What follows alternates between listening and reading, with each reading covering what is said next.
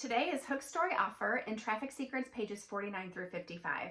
And because this is a third book that I've read of Russell's, and I've done the One Funnel Away Challenge and listened to his podcasts and all those things, this is a concept, of course, that I have heard before.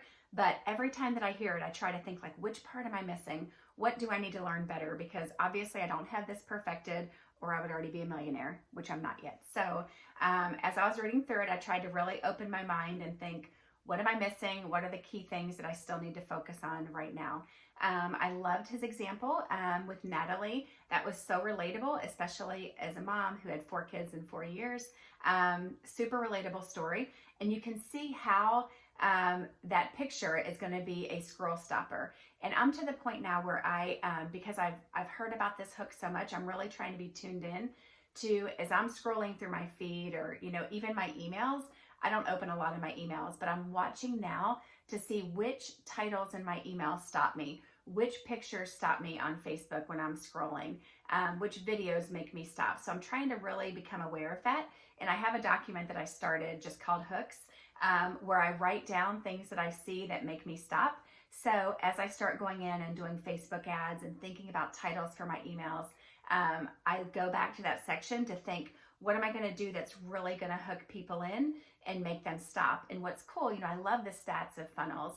And what's cool for me is like looking at our email stats and seeing which emails get the most open rate and looking at the title and thinking, what was it about that drew people in and had a higher open rate on that? As we're starting in Facebook ads, we have several different graphics and they call them creatives. In Facebook ads, we have several that we have used so that we can actually compare which ones get the most people over to our funnel so that we can actually tell our story. Because that first part is the hook, to get them off of Facebook and over to our funnel. So at the very beginning of our funnels, we have a video telling a story, sharing with people. You're trying to get them to see you as an attractive character, get drawn into what you're telling them. And so that when you give them the offer, they already feel like they know, like, and trust you. Even if they're coming in as cold traffic from a Facebook ad or from wherever, that video is your chance to connect with them by telling a story. Expert Secrets spends a ton of time talking about the Epiphany Bridge story, which is something that I have practiced multiple times. I have lots of notes for that I study as I try to create my videos telling my story. And then the offer. The offer is something that I'm still working on perfecting in our main funnel, but it's something that has been tweaked over the last year to find what is the best offer that will be like a no-brainer for people to say yes. So the cool thing about funnels is that you can look and see there are certain benchmarks that you should reach at each step. Like a certain percentage of people should come from this ad over to your funnel. Well, if you're not reaching these percentage, you need to focus on the hook.